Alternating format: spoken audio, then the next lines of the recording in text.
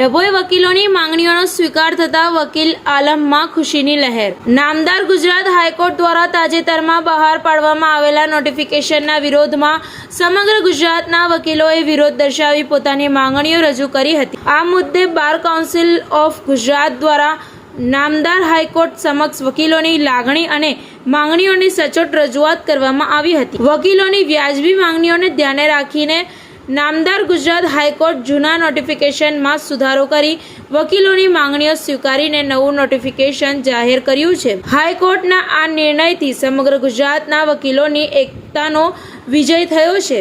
માંગણીઓ પૂરી થતાં જ ડભોઈ કોર્ટ બહાર વકીલ આલમમાં ભારે ઉત્સાહ જોવા મળ્યો હતો। ડભોઈના વકીલોએ કોર્ટ પરિસર બહાર એકત્રિત થઈ વકીલ એકતા જિંદાબાદના નારા લગાવી પોતાની ખુશી વ્યક્ત કરી હતી અને એકબીજાને અભિનંદન પાઠવ્યા હતા। આ પ્રસંગે ડભોઈ બાર એસોસિએશનના પ્રમુખ અને હોદ્દેદારો અને અન્ય વકીલો ઉપસ્થિત રહ્યા હતા। TV18 ન્યૂઝ નેટવર્ક સાથે ગુજરાત હેડ સબીર મંસૂરી, વડોદરા।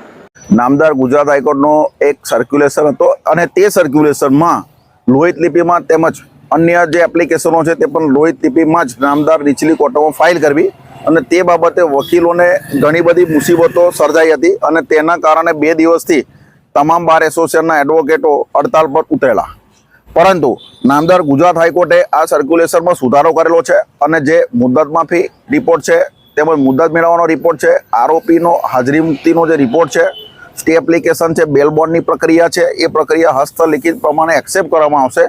તે મુજબનો સુધારો કરવામાં આવેલો છે, જેથી હવેથી હડતાલ પાડવાનો કોઈ અર્થ રહેતો નથી અને અમે બાર એસોસિએશનના તમામ વકીલ મિત્રો તારીખ 10/8/2026 થી રાબેતા મુજબ કોર્ટમાં જોડાઈશું અને રાબેતા મુજબ કામ કરીશું। વકીલ એકતા